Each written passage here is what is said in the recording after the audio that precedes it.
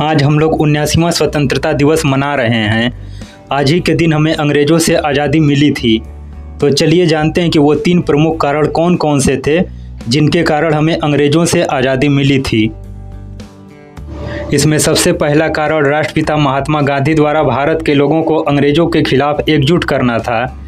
महात्मा गांधी के दक्षिणी अफ्रीका से वापस आने के बाद भारत में सत्याग्रह के 3 सफल प्रयोगों चंपारण सत्याग्रह, अहमदाबाद मिल हड़ताल और खेड़ा आंदोलन ने उन्हें एक राष्ट्रीय नेता के तौर पर स्थापित किया। सत्याग्रह के 3 सफल प्रयोगों से महात्मा गांधी भारतीय जनता के करीब आ गए।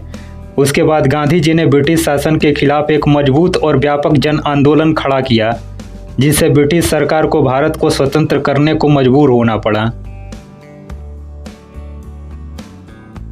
दूसरा महत्वपूर्ण कारण क्रांतिकारियों की भूमिका थी। भगत सिंह, सुखदेव, राजगुरु, चंद्रशेखर आज़ाद और खुदीराम बोस जैसे वीर क्रांतिकारियों ने ब्रिटिश शासन के खिलाफ सशस्त्र संघर्ष किया। उन्होंने ब्रिटिश अधिकारियों पर हमले किए और ब्रिटिश शासन को चुनौती दी।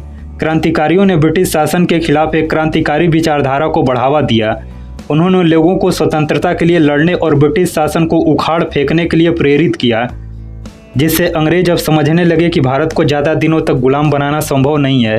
क्रांतिकारियों ने ब्रिटिश शासन को कमज़ोर करने में महत्वपूर्ण भूमिका निभाई थी। भारत की आज़ादी का तीसरा महत्वपूर्ण कारण द्वितीय विश्व युद्ध की भूमिका भी थी। द्वितीय विश्व युद्ध में जर्मनी ने ब्लिट्ज नामक हवाई हमलों में ब्रिटेन के कई शहरों पर बमबारी की और भारी तबाही मचाई।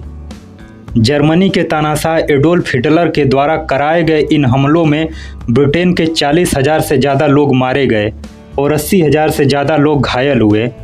इसके अलावा ब्रिटेन को आर्थिक रूप से भी भारी नुकसान हुआ। अंग्रेज़ों की आर्थिक और राजनीतिक स्थिति कमज़ोर हो गई, जिससे भारत को स्वतंत्रता की मांग का एक मजबूत अवसर मिल गया।